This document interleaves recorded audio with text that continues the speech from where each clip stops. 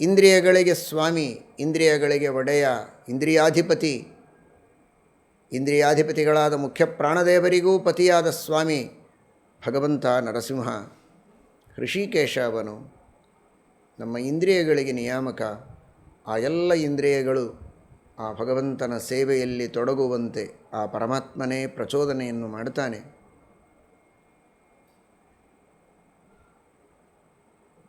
ಸ್ವಾಮಿ ತ್ವಂ ನೃಹರೇ ತವಾನುಚರಣ ಪ್ರಾಣಾಃ ಶರೀರಂ ಗೃಹಂ ಪೂಜಾತೆ ವಿಷಯೋಪಭೋಗರಚನಾ ನಿದ್ರಾ ಸಮಾಧಿಸ್ಥಿತಿಃ ಸಂಚಾರಃ ಪದಯೋಃ ಪ್ರದಕ್ಷಿಣವಿಧಿಃ ಸ್ತೋತ್ರಾಣಿ ಸರ್ವಾ ಗಿರಃ ಯದ್ಯತ್ ಕರ್ಮ ಕರೋಮಿ ತತ್ತದಖಿಲಂ ವಿಷ್ಣೋ ತವಾರಾಧನಂ. ಸ್ವಾಮಿ ತ್ವಂ ನೃಹರೇ, ನೃಹರಿ ನರಸಿಂಹ, ಜೀವಾಂತರ್ಯಾಮಿಯಾಗಿರುವ ಆ ನರಸಿಂಹ ಸ್ವಾಮಿ, ಅವನೇ ಸ್ವಾಮಿ, ನಿಯಾಮಕ, ಒಡೆಯ, ರಾಜ. ತವಾನುಚರಣ ಪ್ರಾಣಾಃ, ನಮ್ಮ ಎಲ್ಲ ಇಂದ್ರಿಯಗಳು ಆ ಸ್ವಾಮಿಯಾದ ಪರಮಾತ್ಮನ ಸೇವಕರು, ದಾಸರು ಅಂತ. ನರಸಿಂಹ ಸ್ವಾಮಿ ಇಂದ್ರಿಯಗಳೆಲ್ಲ ಅವನ ದಾಸರು, ಹೃಷೀಕಗಳೆಲ್ಲ ಅವನ ದಾಸರು. ಅವನು ಹೃಷೀಕಗಳಿಗೆ ಈಶ, ಹೃಷಿಕೇಶ ನರಸಿಂಹ. ಅಂತಹ ಪರಮಾತ್ಮ ತನ್ನ ಸೇವೆಯನ್ನು ಮಾಡುವ ಭಕ್ತರಿಗೆ ಬಂದ ವಿಘ್ನಗಳನ್ನು ಕಳೆದು ಅವರ ಇಂದ್ರಿಯಗಳೆಲ್ಲ ತನ್ನ ಸೇವೆಯನ್ನು ಮಾಡುವಂತೆ ಪ್ರಚೋದನೆ ಮಾಡುವುದರಲ್ಲಿ ಯಾವ ಸಂಶಯವೂ ಇಲ್ಲ. ನರಸಿಂಹ ಹೃಷಿಕೇಶ ಪುಂಡರೀಕನಿಭೀಕ್ಷಣ. ಅಷ್ಟೆಲ್ಲ ಮಡಿ ಆಚಾರಗಳನ್ನು ಇಟ್ಟುಕೊಂಡು ನಮಗೆ ಸ್ಮರಣೆ ಮಾಡುವುದಕ್ಕಾಗೋದಿಲ್ಲ, ಪೂಜೆ ಮಾಡುವುದಕ್ಕಾಗೋದಿಲ್ಲ ಅಂತನಬೇಡಿ. ಪುಂಡರೀಕ ನಿಭೀಕ್ಷಣ ಪರಮಾತ್ಮ, ಕಮಲದಂತೆ ಕಣ್ಣಿದ್ದವನು. ಪುಂಡರೀಕದಂತೆ ಕಮಲದಂತೆ ಕಣ್ಣುಗಳಿವೆ ಅಂತ ಹೇಳುವ ಮೂಲಕ ಕಮಲ ಯಾವ ರೀತಿ ಯಾವುದೇ ನೀರಿನ ಲೇಪ ಇಲ್ಲದಂತೆ ನೀರಿನ ಕೆಸರಿನ ಮಧ್ಯದೊಳಗಿದ್ದರೂ ಶುದ್ಧವಾಗಿರುತ್ತೆ. ಪದ್ಮಪತ್ರಮಿವಾಂಭಸ, ಭಗವದ್ಗೀತೆಯಲ್ಲಿ ಹೇಳುವಂತೆ ಪದ್ಮಪತ್ರ ನೀರಿನೊಳಗೆ ಇದ್ದರೂ ನೀರಿನ ಲೇಪ ಇರುವುದಿಲ್ಲ, ತನ್ನ ಶುದ್ಧಿಯನ್ನು ಕಾಪಾಡಿಕೊಳ್ಳುತ್ತೆ. ಅಂತಹ ಒಂದು ನಿರ್ಲಿಪ್ತತೆಯ ಶುದ್ಧಿಯ ಸ್ವಭಾವ ಕಮಲದ ಪತ್ರಕ್ಕೆ. ಅಂತಹ ಕಮಲಪತ್ರದಂತೆ ಕಣ್ಣಿದ್ದವ ಪರಮಾತ್ಮ ಅಂತ ಹೇಳುವ ಮೂಲಕ ಆ ಭಗವಂತ ಕಮಲ ಹೇಗೆ ನೀರಿನ ಕೆಸರಿನ ಮಧ್ಯದಲ್ಲಿದ್ದರೂ ಶುದ್ಧವಾಗಿರುತ್ತೋ ಹಾಗೆ ನಮ್ಮನ್ನು ಶುದ್ಧರನ್ನಾಗಿ ಪರಮಾತ್ಮ ಇಡ್ತಾನೆ. ಆ ರೀತಿ ನಮ್ಮನ್ನು ನೋಡಿಕೊಳ್ತಾನೆ ಅನ್ನುವ ದೃಷ್ಟಿಯಲ್ಲಿಯೂ ಪರಮಾತ್ಮ ಪುಂಡರೀಕ ನಿಭೇಕ್ಷಣ. ನಾವು ಪುಂಡರೀಕ ನಿಭರಾಗುವರಂತೆ ಕಮಲದಂತೆ ಶುದ್ಧರಾಗುವ ರೀತಿಯಲ್ಲಿ ನಮ್ಮ ಬಗ್ಗೆ ಈ ಕ್ಷಣ ಒಂದು ಗಮನವನ್ನು ಭಗವಂತ ಇಟ್ಟಿದ್ದಾನೆ. ಆ ರೀತಿ ನಮ್ಮನ್ನು ನೋಡಿಕೊಳ್ಳುತ್ತಾನೆ ಅಂತ ಅರ್ಥ. ಅವನ ಕಣ್ಣುಗಳು ಕಮಲದಂತಿವೆ ಅಂತ ಒಂದು ಅರ್ಥ ಆದರೆ, ನಾವು ಪುಂಡರೀಕದಂತೆ ಕಮಲದಂತೆ ಶುದ್ಧರಾಗುವ ರೀತಿಯಲ್ಲಿ ನಮ್ಮನ್ನು ನೋಡುತ್ತಾನೆ, ನೋಡಿಕೊಳ್ಳುತ್ತಾನೆ ಪರಮಾತ್ಮ ಅನ್ನುವುದಕ್ಕಾಗಿ ಪುಂಡರೀಕ ನಿಭೀಕ್ಷಣ. ಅದಕ್ಕಾಗಿಯೇ ಅಪವಿತ್ರ ಪವಿತ್ರೋ ವಾ ಸರ್ವಾವಸ್ಥಾಂಗತೋಪಿ ವಾ ಯಸ್ಮರೇತ್ ಪುಂಡರೀಕಾಕ್ಷಂ ಸಬಾಹ್ಯಾಭ್ಯಂತರ ಶುಚಿ ಅಂತ ಹೇಳು. ಪವಿತ್ರರಾಗಿರಲಿ ಅಪವಿತ್ರರಾಗಿರಲಿ ಪುಂಡರೀಕಾಕ್ಷನ ಸ್ಮರಣೆ ಮಾಡಿದರೆ ಒಳ ಹೊರ ಎಲ್ಲವೂ ಪವಿತ್ರವಾಗತ್ತೆ ಅಂತನ್ನುವ ರೀತಿಯಲ್ಲಿ ಶಾಸ್ತ್ರ ನಮಗೆ ಆದೇಶ ಕೊಡುವುದರ ಉದ್ದೇಶವೇ ಇದು. ಆ ಪರಮಾತ್ಮ ಸ್ವಯಂ ಪುಂಡರೀಕಾಕ್ಷ ತನ್ನನ್ನು ಸ್ಮರಣೆ ಮಾಡಿದವರಿಗೂ ಪುಂಡರೀಕದಂತೆ ಶುದ್ಧರನ್ನಾಗಿ ಮಾಡ್ತಾನೆ, ದೋಷಗಳನ್ನು ಕಳೀತಾನೆ, ಪಾವಿತ್ರ್ಯವನ್ನು ಕೊಡ್ತಾನೆ. ಪವಿತ್ರಾಣಂ ಪವಿತ್ರಂ ಯೋ ಮಂಗಲಾನಂಚ ಮಂಗಲಂ. ಪಾವಿತ್ರ್ಯವನ್ನು ನೀಡಿ ತನ್ನ ಪೂಜೆಯನ್ನು ಸ್ಮರಣೆಯನ್ನು ಮಾಡುವ ಅರ್ಹತೆಯನ್ನು ತಂದುಕೊಡ್ತಾನೆ ಪರಮಾತ್ಮ. ಆದ್ದರಿಂದ ನನ್ನಲ್ಲಿ ಶುದ್ಧಿ ಇಲ್ಲ, ಅದಕ್ಕಾಗಿ ಸ್ಮರಣೆ ಪೂಜೆ ಮಾಡೋದಿಲ್ಲ ಅಂತ ಕಾರಣ ಹೇಳಿ ತಪ್ಪಿಸಿಕೊಳ್ಳುವುದು ಬೇಡ. ಅವನು ಪುಂಡರೀಕ ನಿಭೇಕ್ಷಣ. ಎಷ್ಟು ಸುಂದರವಾಗಿ ಪುರಾಣಗಳು ಹೇಳುತ್ತವೆ. ಶ್ರೀಮದಾಚಾರ್ಯರು ಅದನ್ನು ಸಂಗ್ರಹ ಮಾಡಿ ತಿಳಿಸಿಕೊಡ್ತಾರೆ. ಕೃಷ್ಣಾಮೃತ ಮಹಾರಣವದಲ್ಲಿ ನರಸಿಂಹೋ ಹೃಷಿಕೇಶ ಪುಂಡರೀಕ ನಿಭೇಕ್ಷಣ. ಸ್ಮರಣಾನ್ಮುಕ್ತಿದೋ ನೃಣಾಂ ಸತ್ವಯಾ ಖಿನ್ನ ಪೂಜಿತಃ. ಆ ರೀತಿ ಯಾಕೆ ನರಸಿಂಹನ ಸ್ಮರಣೆ ಮಾಡಲಿಲ್ಲ, ಅವನ ಸೇವೆಯನ್ನು ಮಾಡಲಿಲ್ಲ, ಧ್ಯಾನ ಮಾಡಲಿಲ್ಲ, ಪೂಜೆ ಮಾಡಿಲ್ಲ ಅಂತ ಅನಿಸಿಕೊಳ್ಳುವುದು ಬೇಡ. ಭಕ್ತಿಯಿಂದ ಸ್ಮರಣೆ ಮಾಡೋಣ.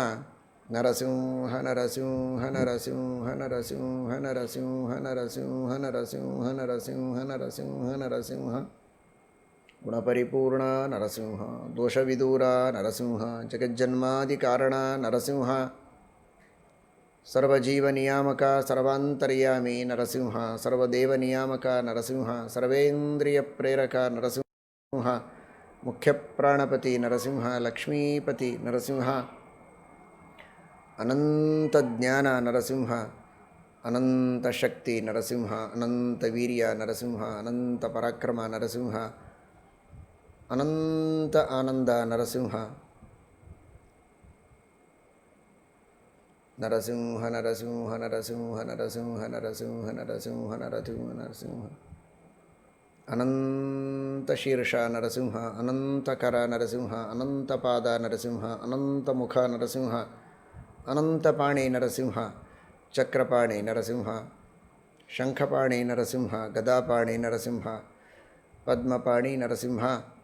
ನರಸಿಂಹ ನರಸಿಂಹ ನರಸಿಂಹ ನರಸಿಂಹ ನರಸಿಂಹ ನರಸಿಂಹ ನರಸಿಂಹ ಕದರಿ ಕ್ಷೇತ್ರ ನಿವಾಸಿ ನರಸಿಂಹ, ಕರಜಗಿ ಕ್ಷೇತ್ರ ನಿವಾಸಿ ನರಸಿಂಹ, ತೊರವಿ ಕ್ಷೇತ್ರ ನಿವಾಸಿ ನರಸಿಂಹ.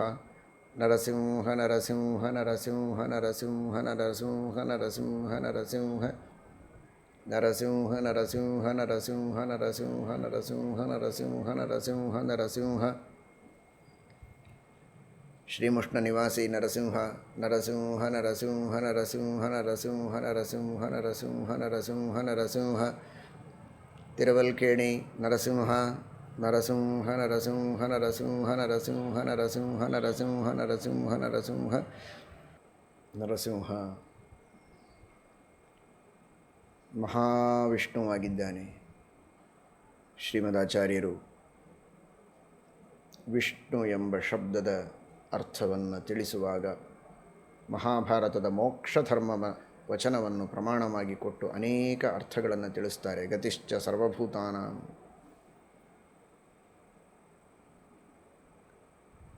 ಇತ್ಯಾದಿಯಾಗಿ. ವ್ಯಾಪ್ತೇ ಮೇ ರೋದಸಿ ಕಾಂತಿಶ್ಚ ಅಭ್ಯಧಿಕಾ ಮಮ. ಭಗವಂತ ವಿಷ್ಣು ಯಾಕೆ ವಿ ಗತಿ ಪ್ರಜನ ಕಾಂತಿ ಅಸನ ಖಾದನೇಶು ಎಂಬ ಧಾತುವಿನಿಂದ ನಿಷ್ಪನ್ನವಾಗುವ ಈ ವಿಷ್ಣು ಎಂಬ ಶಬ್ದ ಅಂತ ಇಟ್ಟುಕೊಂಡಾಗ ಪ್ರವೇಶ ಮಾಡುತ್ತಾನೆ ಎನ್ನುವ ಕಾರಣಕ್ಕಾಗಿ ವಿಷ್ಣು ಅಂತ ಮಾತ್ರ ಅಲ್ಲ, ಇನ್ನೂ ಅನೇಕ ಕಾರಣಗಳಿಗಾಗಿ ವಿಷ್ಣು, ಮಹಾವಿಷ್ಣು. ನಮಗೆ ನಿಮಗೆ ಎಲ್ಲರಿಗೂ ಬದುಕುವುದಕ್ಕೆ ಬೇಕಾದದ್ದು ಅನ್ನ. ಅನ್ನಗತ ಪ್ರಾಣಾಹ. ಅನ್ನ ಇದ್ದರೆ ಪ್ರಾಣ, ಉಂಡರೆ ಬದುಕು. ಹಾಗಾದರೆ ನಮ್ಮೆಲ್ಲರಿಗೆ ಅನ್ನ ಆಹಾರಗಳನ್ನು ಕೊಟ್ಟು ಉಣಿಸುವ, ತಿನಿಸುವ, ಉಣಿಸಿ ತಿನಿಸಿ ತಣಿಸುವ ಆ ಭಗವಂತ ಮಹಾವಿಷ್ಣು. ಯಾಕೆಂದರೆ ಖಾದನ, ತಿನ್ನು ತಿನಿಸು ಅನ್ನುವ ಅರ್ಥದಲ್ಲಿ ವಿ ಎಂಬ ಧಾತುವಿಗೆ ಕ್ಸುನು ಎಂಬ ಪ್ರತ್ಯಯವನ್ನು ಮಾಡಿ ವಿಷ್ಣು ಎಂಬ ರೂಪವನ್ನು ಟೀಕಾಕೃತ್ಪಾದರು ತಿಳಿಸಿಕೊಡ್ತಾರೆ. ಚಿಕ್ಕ ಮಗುವಿದ್ದಾಗಿನಿಂದ ಭಗವಂತ ಆಹಾರದ ವ್ಯವಸ್ಥೆಯನ್ನು ಮಾಡ್ತಾನೆ. ಯಾವ ಪ್ರಾಣಿ ಮನುಷ್ಯನಿಗೆ ಯಾವ ವಯಸ್ಸಿನಲ್ಲಿ ಯಾವ ಅವಸ್ಥೆಯಲ್ಲಿ ಎಂತಹ ಆಹಾರ ಬೇಕೋ ಅಂತಹ ಆಹಾರದ ವ್ಯವಸ್ಥೆಯನ್ನೇ ಮಾಡ್ತಾನೆ. ಅದೇ ಭಗವಂತನ ಅದ್ಭುತವಾದ ಶಕ್ತಿ, ಅಪಾರವಾದ ಕಾರುಣ್ಯ. ಹುಟ್ಟಿದ ಮಗುವಿಗೆ ಭಾರವಾದ ಆಹಾರವನ್ನು ಪಚನ ಮಾಡಿಕೊಳ್ಳುವುದಕ್ಕೆ ಆಗುವುದಿಲ್ಲ ಅಂತ ತಾಯಿಯಲ್ಲಿ ಹಾಲನ್ನು ಕೊಟ್ಟು ಆ ಮಗುವಿಗೆ ಪಚನವಾಗುವ ರೀತಿಯಲ್ಲಿ ಭಗವಂತ ಲಘುವಾದ ಹಿತವಾದ ಮಗುವಿಗೂ ಪಚನವಾಗಲು ಸಾಧ್ಯವಾಗುವ ರೀತಿಯಲ್ಲಿ ಹಾಲನ್ನು ಸೃಷ್ಟಿ ಮಾಡಿ ಹಾಲನ್ನು ಕುಡಿಸಿ ಮಗುವನ್ನು ಬೆಳೆಸ್ತಾನೆ. ಪ್ರಾಣಿಗಳು ತಮ್ಮ ತಮ್ಮ ಸಸ್ತನಿ ತಾಯಿಗಳ ಹಾಲನ್ನು ಕುಡಿದು ಬೆಳೆಯುವಂತಹ ಪ್ರಾಣಿಗಳಿವೆ, ಕರುಗಳಿವೆ, ಮರಿಗಳಿವೆ. ಅವುಗಳಿಗೂ ಪರಮಾತ್ಮ ಆಹಾರವನ್ನು ಕೊಟ್ಟು ರಕ್ಷಣೆ ಮಾಡ್ತಾನೆ, ಮಾನವರಿಗೆ ಮಾತ್ರ ಅಲ್ಲ. ಇನ್ನೆಷ್ಟೋ ಪ್ರಾಣಿಗಳಿವೆ, ವಿವಿಧ ರೀತಿಯಲ್ಲಿ ಅವುಗಳಿಗೆ ಆಹಾರವನ್ನು ದೇವರು ಒದಗಿಸ್ತಾನೆ, ಆ ಪ್ರಾಣಿಗಳಿಗೆ ತಕ್ಕಂತೆ. ಕೂರ್ಮ ಇದೆ, ಆಮೆ, ಅದು ನೇರವಾಗಿ ತನ್ನ ಮಗುವನ್ನು ಪೋಷಣೆ ಮಾಡೋದಿಲ್ಲ. ತನ್ನ ಮರಿಗಳು ಇದ್ದಲ್ಲಿ ಸುಖವಾಗಿರಲಿ ಅಂತ ಮನಸ್ಸಿನಲ್ಲಿ ಬಯಸಿದರೆ ಸಾಕು, ಆ ಮರಿಗಳು ಇದ್ದಲ್ಲೇನೆ ಸುಖವಾಗಿರುತ್ತದೆ, ಅವುಗಳಿಗೆ ಏನೋ ಆಹಾರ ಸಿಗತ್ತೆ. ಆ ತಾಯಿಯ ಅಪೇಕ್ಷೆಯನ್ನು ಪರಮಾತ್ಮ ಪೂರ್ಣ ಮಾಡುವ ವ್ಯವಸ್ಥೆ ಮಾಡಿದ್ದಾನೆ. ಬಹಳ ಅದ್ಭುತವಾದದ್ದು. ಹುಡುಕಿಕೊಂಡು ಹುಟ್ಟಿದ ಕೂಡಲೇ ಆಕಳಿನ ಕರು ನನ್ನ ಬದುಕು ಹೇಗೆ, ನಾನು ಹೇಗೆ ಬದುಕಬೇಕು, ಹೊಟ್ಟೆಯ ಒಳಗಿದ್ದಾಗ ಗೊತ್ತಿಲ್ಲ ಅದಕ್ಕೆ. ಹುಟ್ಟಿದ ಕೂಡಲೇ ತಾನು ಹಾಲು ಕುಡಿದು ಬದುಕಬೇಕು, ತಾಯಿಯ ಹಾಲನ್ನು ಕುಡಿಯಬೇಕು. ಎಲ್ಲೇ ಇದೆ, ಹೇಗೆ ನಾನು ಹುಡುಕಬೇಕು, ಹೇಗೆ ಹಾಲು ಕುಡಿದಬೇಕು, ಹೇಗೆ ಬದುಕಬೇಕು. ಹುಡುಕಿಕೊಂಡು ಕಷ್ಟಪಟ್ಟು ಕೆಲವೇ ಕ್ಷಣಗಳಲ್ಲಿ ತಾಯಿಯ ಆಕಳಿನ ಕೆಚ್ಚಲುಗಳನ್ನು ಹುಡುಕಿಕೊಂಡು ಹಾಲು ಕುಡಿದು ತನ್ನ ಜೀವನವನ್ನು ಪ್ರಾರಂಭ ಮಾಡುತ್ತೆ. ಯಾರು ಕಲಿಸಿಕೊಟ್ಟದ್ದಲ್ಲ, ಉಪದೇಶ ಮಾಡಿದ್ದಲ್ಲ. ಆ ತಿಳುವಳಿಕೆಯನ್ನು ಪರಮಾತ್ಮ ಅದರ ತಲೆಯಲ್ಲಿ ಕೊಡ್ತಾನೆ. ಧಿಯೋ ಯೋನಃ ಪ್ರಚೋದಯಾತ್. ಅದಕ್ಕೆ ಬುದ್ಧಿಯನ್ನು ಕೊಡ್ತಾನೆ, ಮಗುವಿಗೆ ಬುದ್ಧಿಯನ್ನು ಕೊಡ್ತಾನೆ. ಹಾಲನ್ನು ಕುಡಿಯಬೇಕು ಅಂತನ್ನುವ ಬುದ್ಧಿ, ಹೇಗೆ ಹಾಲು ಕುಡಿಯಬೇಕು ಅಂತನ್ನುವುದನ್ನು ಕಲಿಸಿದವರಿಲ್ಲ. ಆದರೆ ಹೇಗೆ ಹಾಲು ಕುಡಿಯಬೇಕು ಅಂತ ಭಗವಂತ ಅವುಗಳಿಗೆ ಜನ್ಮಾಂತರದ ಸಂಸ್ಕಾರವನ್ನು ನಿಮಿತ್ತ ಮಾಡಿ ತಾನೇ ಬುದ್ಧಿಯನ್ನು ಪ್ರಚೋದನೆ ಮಾಡಿ ಮಕ್ಕಳಿಂದ ಕರುಗಳಿಂದ ಹಾಲು ಕುಡಿಸ್ತಾನೆ. ಅವುಗಳಿಗೆ ಕುಡಿಯುವ ರೀತಿ ನೀತಿಗಳನ್ನು ತಿಳಿಸಿಕೊಟ್ಟ, ಅದಕ್ಕೆ ಸರಿ ಹೋಗುವ ಹಾಲನ್ನು ತಾಯಂದಿರಲ್ಲಿ ಸೃಷ್ಟಿ ಮಾಡಿದ, ಮಕ್ಕಳಿಗೆ ಬದುಕನ್ನು ಕೊಟ್ಟ ಮಹಾವಿಷ್ಣು.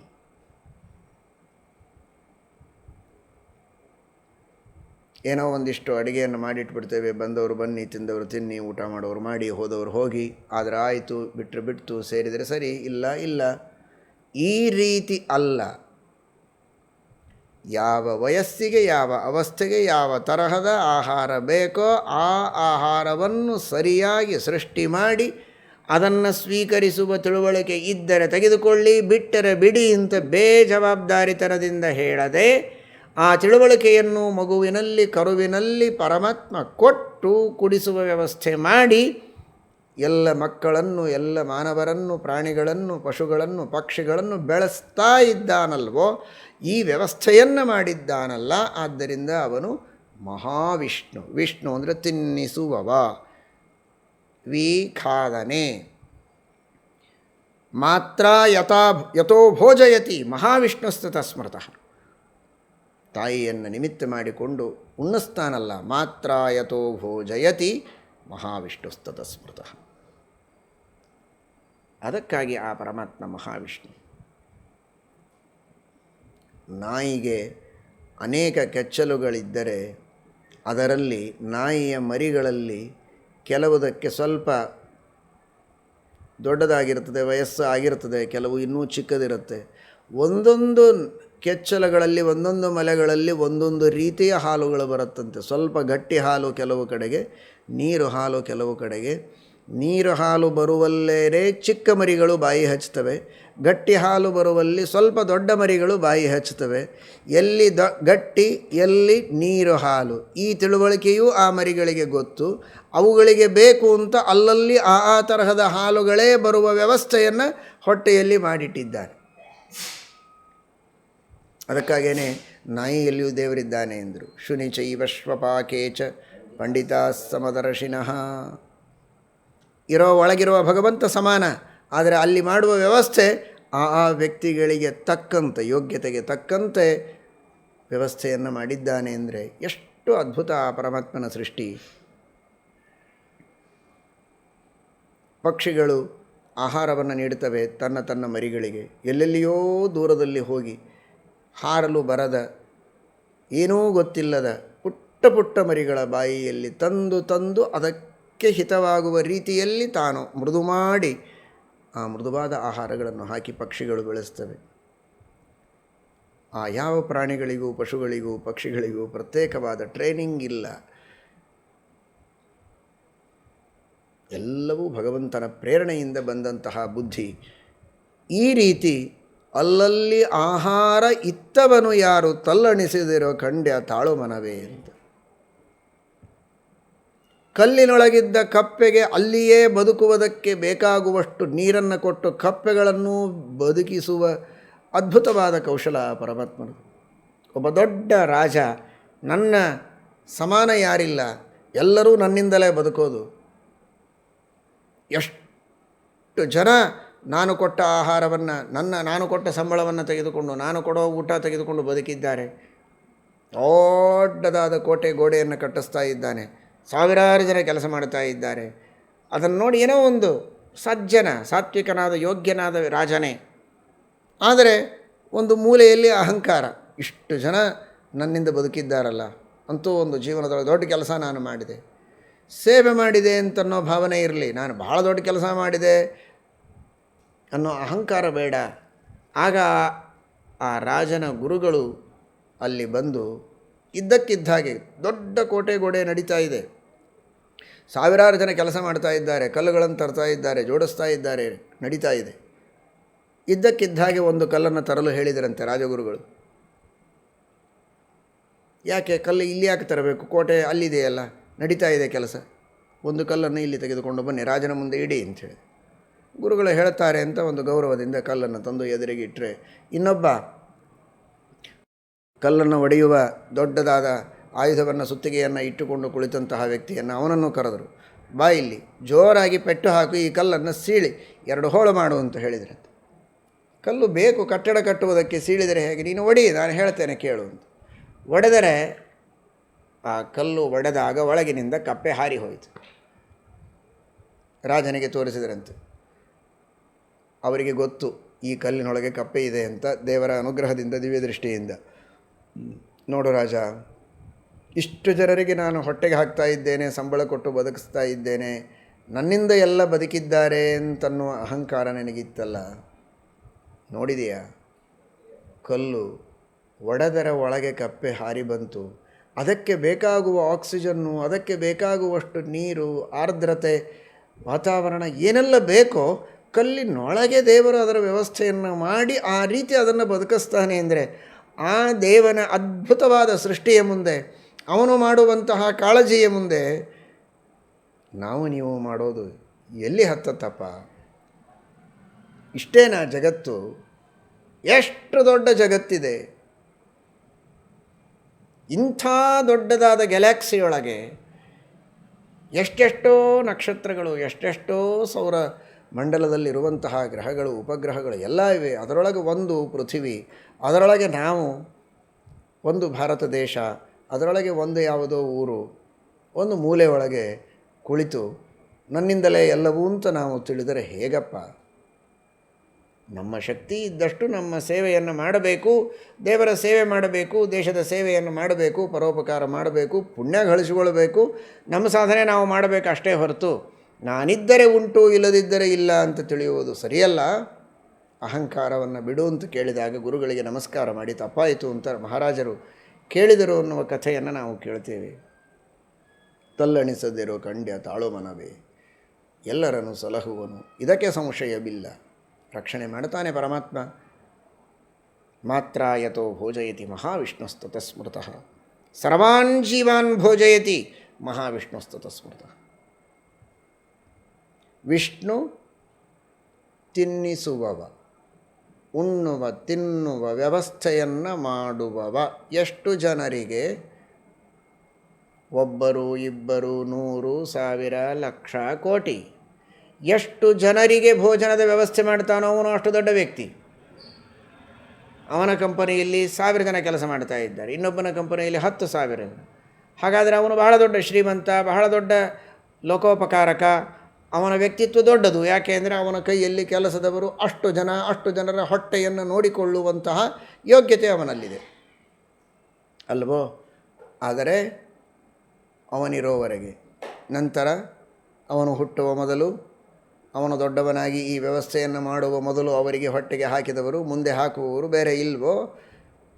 ಇದ್ದಾರೆ.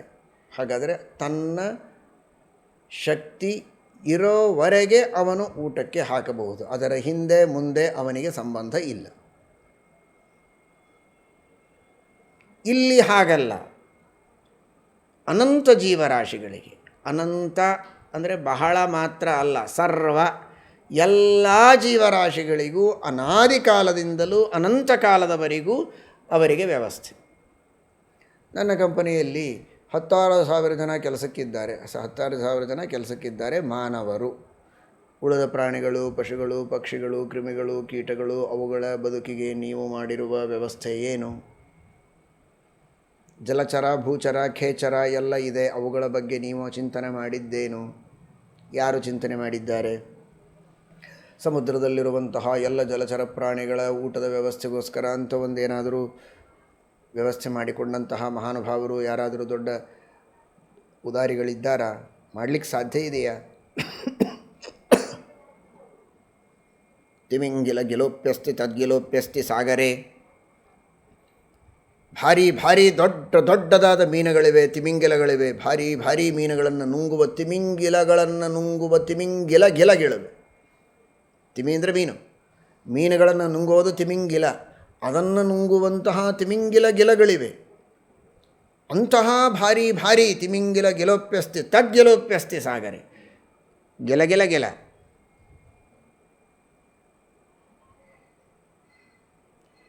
ಕಾಲಿಗೆ ಕೆಜ್ಜೆ ಕಟ್ಟಿಕೊಂಡು, ಕೈಗೆ ಕಟ್ಟಿಕೊಂಡು ಗಿಲ ಅಂತ ಶಬ್ದ ಮಾಡೋದು ಗೊತ್ತೇ ಹೊರತು ತಿಮಿಂಗಿಲ ತಿಮಿಂಗಿಲ ಗಿಲ ತಿಮಿಂಗಿಲ ಗಿಲ ಅವುಗಳಿಗೆ ಹೊಟ್ಟೆಗೆ ಹಾಕುವುದಕ್ಕೆ ಯಾರಿಗೆ ಗೊತ್ತು? ಯಾರು ಮಾಡ್ತಾರೆ? ಹೇಗೆ ಸಾಧ್ಯ? ಯಾರೂ ಮಾಡದಿದ್ದರೆ ಬದುಕ್ತವೆ ಹೇಗೆ? ತಲ್ಲಣಿಸದಿರೋ ಕಂಡ್ಯ ತಾಳು ಮನವೇ ಎಲ್ಲರನ್ನು ಸಲಹುವನು, ಇದಕ್ಕೆ ಸಂಶಯವಿಲ್ಲ.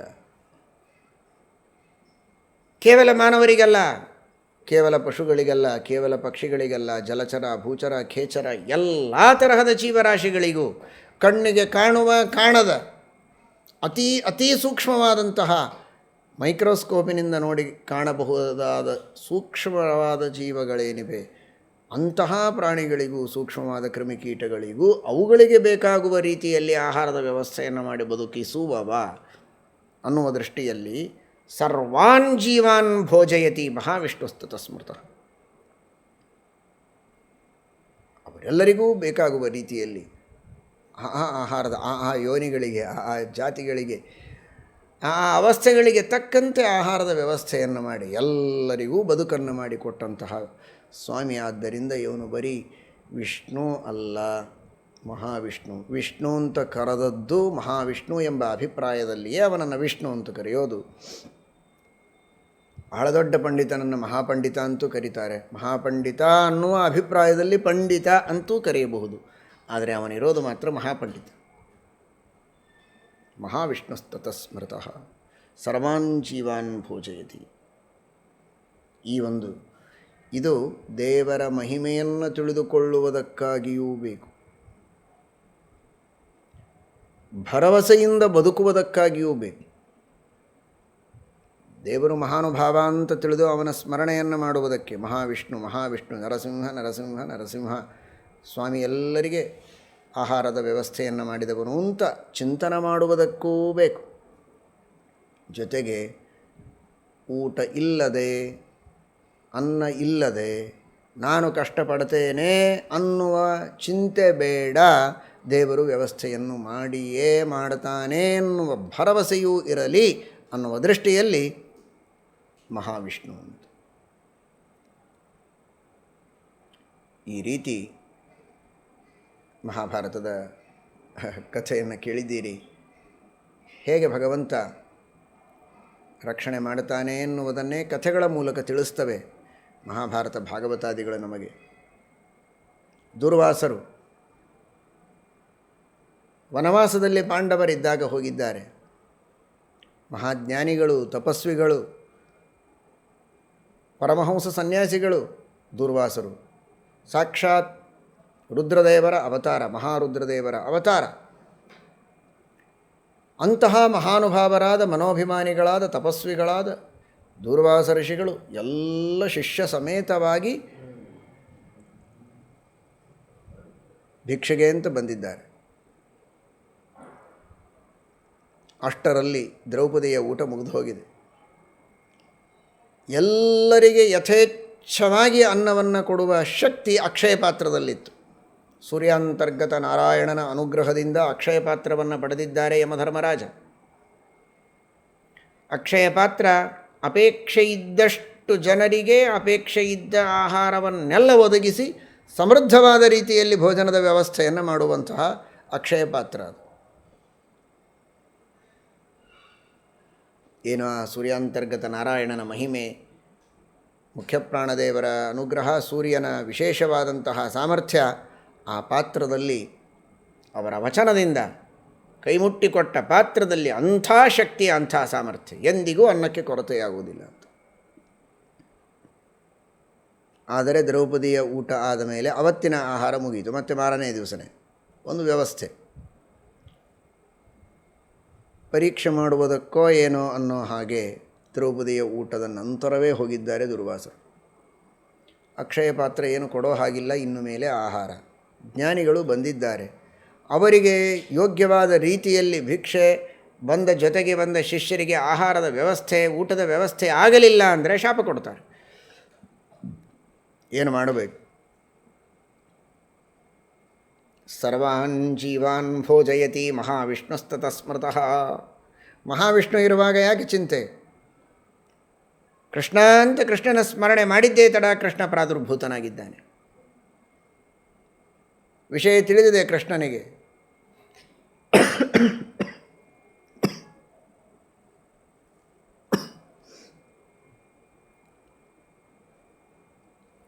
ಊಟವನ್ನು ಮಾಡಿದ ಮೇಲೆ ಸಂತೋಷದಿಂದ, ತೃಪ್ತಿಯಿಂದ ಫೂತ್ಕಾರವನ್ನು ಮಾಡಬೇಕಲ್ಲ, ಆ ರೀತಿ ಸಂತೋಷವಾಗಿ ಹೊಟ್ಟೆ ತುಂಬಿದೆ ಎನ್ನುವ ರೀತಿಯಲ್ಲಿ ಅಂದಂತೆ ಕೃಷ್ಣ ಫೂತ್ಕಾರವನ್ನು ಮಾಡಿದ್ದಾನೆ. ಅಷ್ಟೇ ಮಾಡಿದ್ದೇ ತಡ ದುರ್ವಾಸರಿಗೆ, ಜೊತೆಗೆ ಬಂದ ಶಿಷ್ಯರಿಗೆ ಯಥೇಚ್ಛವಾದ ಭೋಜನವಾದರೆ ಏನು ತೃಪ್ತಿಯಾಗಬೇಕೋ ಆ ತೃಪ್ತಿಯಾಗಿ. ಸಾಮಾನ್ಯರಿಗೆ ತೃಪ್ತಿ ಮಾಡೋದಲ್ಲ, ದುರ್ವಾಸರಂತಹ ಮಹಾ ತಪಸ್ವಿಗಳಿಗೆ ತೃಪ್ತಿಯಾಗಬೇಕು. ಬಂದಂತಹ ಮಹಾ ತಪಸ್ವಿಗಳ ಜೊತೆಗೆ ಬಂದವರು ಕೂಡ ಅವರ ಶಿಷ್ಯರೇನು ಸಾಮಾನ್ಯರಲ್ಲ, ಅಂತಹ ಎಲ್ಲರೂ ಸಂತೋಷ ಪಡೋ ಹಾಗೆ ಕ್ಷಣ ಮಾತ್ರದಲ್ಲಿ ದೇವರು ಅನುಗ್ರಹ ಮಾಡಿದ್ದಾನೆ. ಇದು ಪರಮಾತ್ಮನ ಅದ್ಭುತವಾದ ಲೀಲೆ. ಅಂದರೆ ಇದಕ್ಕೇನೆ ಅವನಿಗೆ ಭಗವಾನ್ ಅಂತ ಕರೆಯೋದು. ಅಘಟಿತ ಘಟನಾ ಪಟೀಯಸಿ ಶಕ್ತಿ ತಸ್ಯ ಅಸ್ತಿ. ಅಘಟಿತ ಘಟನಾ ಮಾಡುವ ಸಾಮರ್ಥ್ಯ, ಕರ್ತುಂ ಅಕರ್ತುಂ ಅನ್ಯಥಾ ಕರ್ತಮಪಿ ಸಮರ್ಥೋ ಭಗವಾನ್. ಅನ್ನ ಹಾಕಿ ಊಟ ಮಾಡಿಸಿ ಹೊಟ್ಟೆ ತುಂಬ ಆಹಾರ ಕೊಟ್ಟು ತೃಪ್ತಿಯನ್ನು ಮಾಡ್ತಾನೆ. ಅಂದರೆ ತೃಪ್ತಿಯನ್ನು ಕೊಡುವುದಕ್ಕೆ ಅನ್ನದ ಅನಿವಾರ್ಯತೆ ದೇವರಿಗೂ ಇದೆಯಾ ಅಂತ ಪ್ರಶ್ನೆ ಬಂದರೆ, ಅನ್ನ ಇಲ್ಲದೇನೂ ಆ ತೃಪ್ತಿಯನ್ನು ಕೊಟ್ಟು ತೋರಿಸ್ತೇನೆ ಬೇಕು ಅಂದರೆ ಅಂತ. ನನ್ನ ಸಂಕಲ್ಪ ಅನ್ನವನ್ನು ಕೊಟ್ಟು ಊಟ ಮಾಡಿಸಿ ಸಂತೋಷಪಡಿಸೋದು. ಸಾಮರ್ಥ್ಯ ಹೀಗೂ ಇದೆ. ಅನ್ನ ಇಲ್ಲದಿದ್ದರೂ ಅನ್ನ ಉಂಡರೆ ಆಗುವ ತೃಪ್ತಿಯನ್ನು ಕೊಡುವ ಶಕ್ತಿಯೂ ನನ್ನಲ್ಲಿದೆ ಅಂತೂ ತೋರಿಸಿಕೊಟ್ಟ ಪರಮಾತ್ಮ ದುರ್ವಾಸರ ಸಂದರ್ಭದಲ್ಲಿ.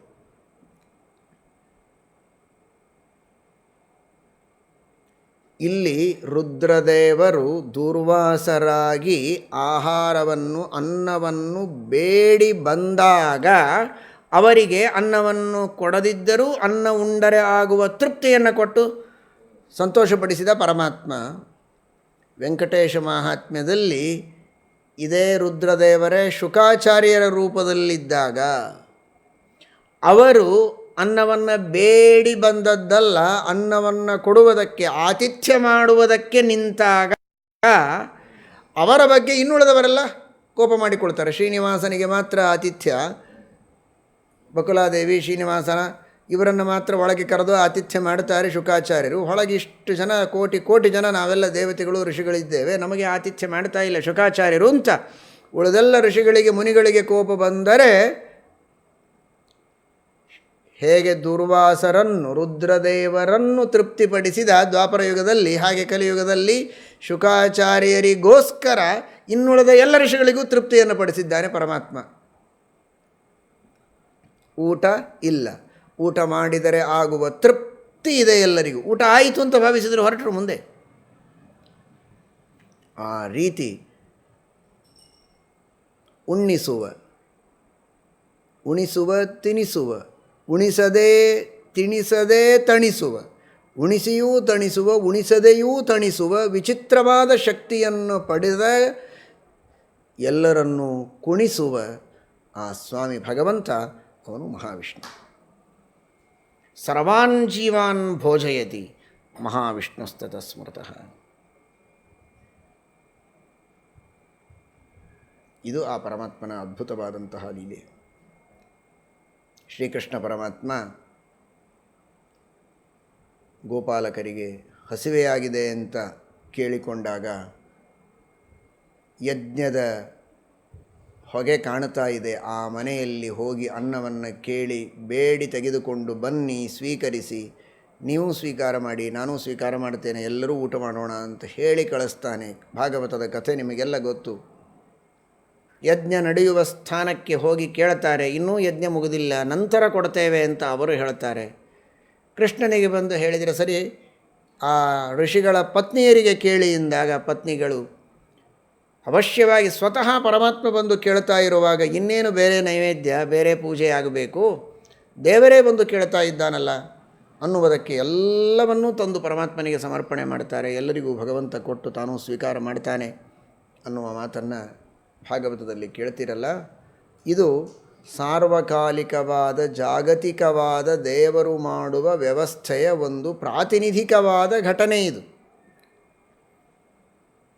ಗೋಪಾಲಕರಿಗೆ ಮಾತ್ರ ದೇವರು ಅನ್ನದ ವ್ಯವಸ್ಥೆಯನ್ನು ಮಾಡಿದ ಅಂತ ಹೇಳುವುದಕ್ಕೆ ಭಾಗವತದ ಕಥೆ ಹೊರಟದ್ದಲ್ಲ.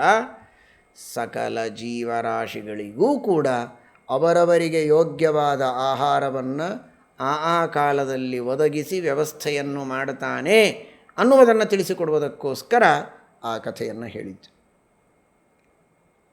ಅದರಲ್ಲಿಯೂ ಪರಮಾತ್ಮ ಎಲ್ಲಿ ಆಹಾರ ಸಿಗುತ್ತೋ ನೋಡಿ ಅಲ್ಲಿಂದ ತೆಗೆದುಕೊಂಡು ಬನ್ನಿ, ಯಾವ ಮನೆಯಲ್ಲಿ ಹೊಗೆ ಕಾಣುತ್ತದೋ, ಎಲ್ಲಿ ಅಡಿಗೆ ವಾಸನೆ ಬರುತ್ತೋ ಅಲ್ಲಿ ಹೋಗಿ ಅಂತ ಹೇಳಲಿಲ್ಲ.